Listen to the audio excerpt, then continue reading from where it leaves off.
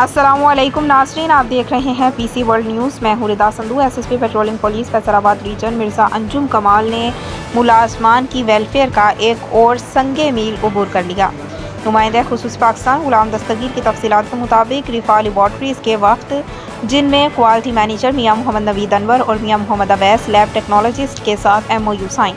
Test करवाने पर patrolling police मुलाजमान के लिए 30% रियायत। पेट्रोलिंग पुलिस के शोहदा और फौजशुदगान के अहल खाना के लिए लेबॉर्ट्री टेस्ट पर 50% रियायत। मुलाजमान की फलाह बहबूद के लिए कोशिश जारी रखेंगे। पेट्रोलिंग पुलिस की वेलफेयर के लिए ताउन करने पर रिफा लेबॉर्ट्रीज़ की मैनेजमेंट का शुक्रिया अदा करते हैं।